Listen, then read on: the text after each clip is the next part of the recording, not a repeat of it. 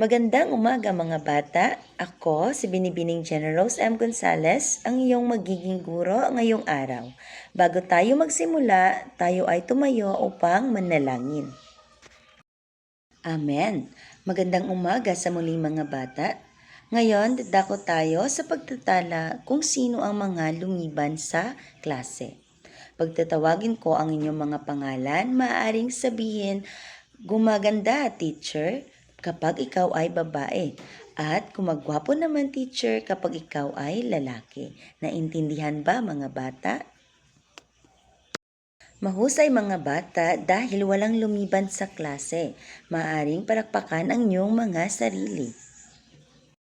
Sa ating bahay, mayroong mga alituntunin na dapat natin sundin. Dito din sa ating paaralan ay mayroon din tayong mga alituntunin na dapat natin din sundin. Ang aking mga alituntunin ay tinatawag kong UMI. U-M-M-I. Una, ang U ay umupo ng maayos at pangalawa, M, makinig sa guro. Pangatlo, M, magpakita ng paggalang at ang panghuli ay itaas ang kamay bago magsalita. Naintindihan ba mga bata? Mahusay. Bago natin simulan ang ating pag-aaral, sino ba sa inyo ang nakakaalam ng ating pinag-aralan noong nakaraang pagkikita? Maria. Mahusay, Maria. Tama.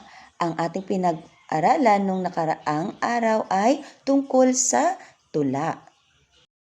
Ngayong araw, mayroon naman tayong panibagong pag-aaralan at ito ay tungkol sa mga salitang magkatugma. Bago natin simulan, narito muna ang ating pag-aaralan.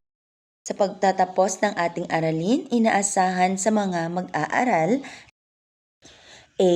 Na ilalahad ang kahalagahan ng tula sa pamamagitan ng paglinang ng kultura at panitikan ng isang bansa. B. Natutukoy ang mga elemento ng tula at mga paraan sa pagsulat ng tula. C. Nakakabuo ng isang maikling tula gamit ang mga elemento ng tula. Ngayong mga bata, mayroon akong ipapagawa sa inyo. Ito ang ating unang gawain. At ito ang mga panuto.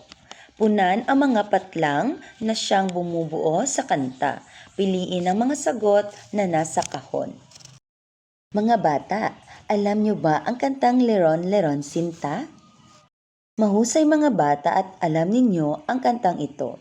Ngayon, tayo'y magsisimula na sa ating gawain. Punan ninyo mga bata ang aking mga sasabihin. Leron, leron, sinta, buko ng mahusay, papaya. Dalay, dalay, buslo, sisidlan ng bunga.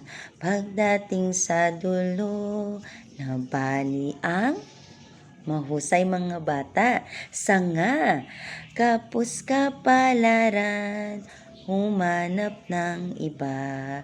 Gumising ka, neneng, tayo'y mahusay, mananampalok. Dalhin mo ang buslot, sisiglan ng hinog. Pagdating sa duloy, lalamba-lambayog, mahusay mga bata. Kumapit ka, neneng, baka ka mahulog. Mahusay mga bata. Alam niyo ba na ang kantang Leron Leron Sinta ay isang halimbawa ng tula? Ano nga ba ang tula? Jan. Mahusay Jan. Ang tula ay isang ritmo, sukat at tugma. May emosyon o damdaming masidhi at malalim sa karaniwan. Hindi ganong mahigpit sa pagsunod ng gramatikong pagsusunod-sunod ng mga salita. Ano nga ba ang ritmo? Ang ritmo ng tula ay tumutukoy sa pagkakasunod-sunod ng mga pantig na may diin. Ang sukat naman ay tumutukoy sa bilang ng pantig ng bawat taludtod na bumubuo sa isang sakno. Ang pantig ay tumutukoy sa paraan ng pagbasa. Halimbawa, isda. Isda. Ito ay may dalawang pantig or isda. Isda ko sa Mariveles or isda ko sa Mariveles. Ito ay may 8 pantig. Ano naman ang tugma? Ang tugma ay may tugma ang tula kapag ang huling pantig ng huling salita ng bawat taludtod ay may kasing tunog. Halimbawa, ito'y kalikasay may handog na yaman, tubig at ang metal, lupa't kagubatan. Ang taludtod naman ay ang isang linya ng mga salita sa tula. Halimbawa, ito ang kalikasay may handog na yaman. Ano naman ang saknong? Ang saknong ay grupo ng mga taludtod. Halimbawa, itong kalikasay may handog na yaman, tubig at ang metal, lupa't kagubatan. Ang lahat ng ito ay may kahalagahan sa buhay ng ating mga mamamayan. Maraming pagkain, gamot, kagamitan, iba't ibang hayop at ang mga halaman. Kaya bilang ganti, dapat pagyamanin, ang likas na yaman ay dapat linangin. Ito naman ay may 2 saknong. Naintindihan ba mga bata? Ngayon, para sa ating ikalawang gawain, isa-isang magbibigay sa akin ng halimbawa ng simpleng tula na may tugma. Mahusay mga bata dahil mayroon kayong mga alam tungkol sa mga simpleng tula. Ngayon ay dadako tayo sa ating pangkatang gawain. Gagawa tayo ng 3 grupo at para gawin ito, maaari bang magbilang ang bawat estudyante? 1, 2, 3, 1, 2, 3. Bago tayo magsisimula sa ating gawain, narito muna ang kriteria para sa inyong gawain. Narito naman ang kriteria sa inyong gawain. Una, na ipamamalas ang galing sa paggawa ng gawain, 50%. Pangalawa, pagganap sa nakaatang na gawain, 25%. Pangatlo, oras na ginugol, 25%. At ang total ng ating gawain ay 100%. Ngayon at alam nyo na ang kriteria ng inyong gawain, maaari nang magsimula. Para sa ating gawain, mayroon tayong 3 pangkat. At ang unang pangkat, ang gagawin ay bumuo ng isang simpleng tula na may 2 saknong at 4 na taludtod.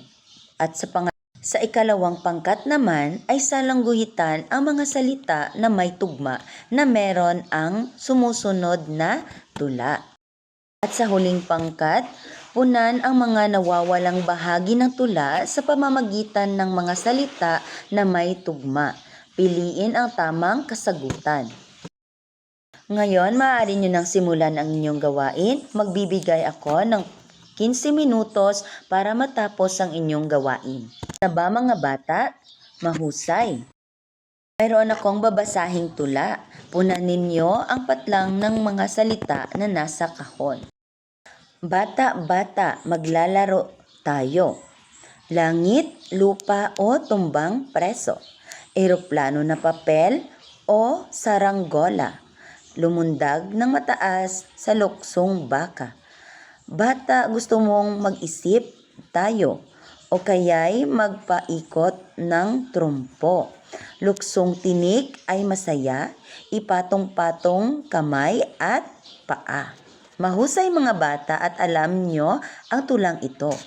Mahusay mga bata, ngayon, ano nga ba ang kahalagahan ng tula sa ating buhay? Jose.